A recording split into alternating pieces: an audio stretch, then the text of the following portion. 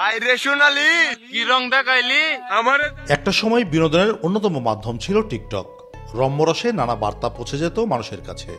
এখন সেই টিকটক হয়ে উঠেছে অশ্লীলতা ছড়ানোর বড় মাধ্যম, আর এতে জড়িয়ে পড়ছে তরুণ প্রজন্ম। যারা স্কুল কলেজ বাচ্চারা বেশি এটা ইউজ করতেছে, তো এটাতে আপনার অশ্লীলতা ছড়াচ্ছে। যেমন এই টিকটকে দেখা যাচ্ছে যে ছেলে মাও একসঙ্গে টিকটক করতেছে, তাদের সমাজের একটা ভারসাম্য হারিয়ে ফেলতেছে।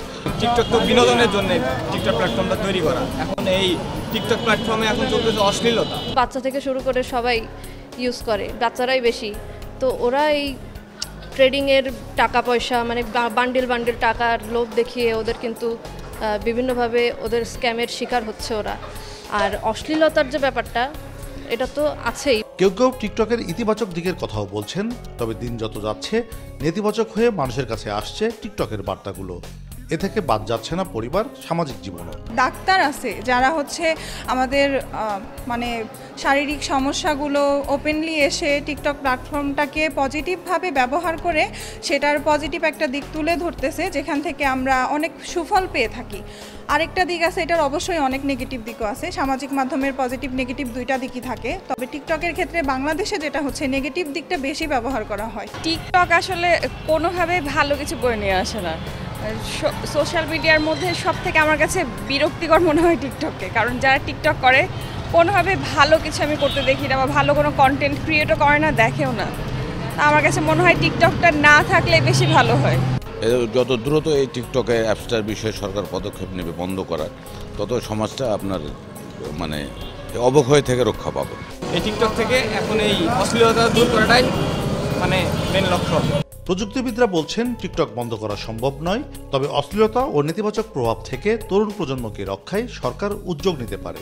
টিকটক যে উদ্দেশ্য নিয়েই তৈরি করা হোক না কেন, বর্তমানে টিকটক অশ্লীলতায় ভরে গেছে। টিকটককে তো আমাদের বাংলাদেশের পক্ষে ব্যান করা সম্ভব নয়। তাহলে আমাদের এই অশ্লীলতা থেকে বাঁচার জন্য কি করতে হবে? আমাদের বাংলাদেশের কমিউনিটি স্ট্যান্ডার্ড নিয়ে টিকটকের সাথে আলোচনা করতে হবে। তারা যেন আমাদের গাইডলাইন ফলো করে তাদের গাইডলাইন রেডি করে। আসলে বর্তমানে যে তরুণ প্রজন্ম যে টিকটকগুলো করছে, এর বেশিরভাগই যে চিত্রায়নগুলো হচ্ছে, এটা আমাদের সামাজিক যে প্রেক্ষাপট তার সাথে সঙ্গতিপূর্ণ নয়। আমরা যে কালচারের সাথে অভ্যস্ত, সেই কালচারের সাথে সামঞ্জস্যপূর্ণ, বরঞ্চ অনেকটা এর বাইরে গিয়ে, তো স্বাভাবিকভাবেই সেইখানে এই জিনিসগুলো আমাদের সমাজে অনেকাংশে অশ্লীলতা ছড়াচ্ছে। তো এইভাবে যদি এটা চলতে থাকে, তাহলে কিন্তু আমাদের যেসব ছেলে মেয়ে অ্যাটলিস্টের বাইরে আছে, তারাও কিন্তু ধীরে ধীরে এই ধরনের অশ্লীলতায় আসক্ত হতে পারে। তো যার ফলে আমরা যেটা মনে করছি যে সরকার এই ব্যাপারে নজর দেবেন, এবং এই ধরনের অশ্লীলতাপূর্ণ বা কুরুচিপূর্ণ যদি কোনো ধরনের টিকটক ভিডিও তৈরি হয়, তো সে সমস্ত ভিডিও সম্প্রচার থেকে আমরা মনে হয় যে এটাকে দূরে রাখতে পারি কিনা। যদি এটা করতে পারি, তাহলে আমার মনে হয় যে আমাদের বর্তমান যে তরুণ প্রজন্ম আছে, তারা হয়তো কিছুটা ভালো থাকবে। প্রযুক্তিবিদরা মনে করছেন টিকটকের নেতিবাচক দিকগুলো মনিটর করতে উদ্যোগী হতে পারে বিটিআরসি। টিকটক ভারত সহ বেশ কয়েকটি দেশে ইতিমধ্যে নিষিদ্ধ করা হয়েছে। কাজী শাহেদ, দেশ টিভি, রাজশাহী।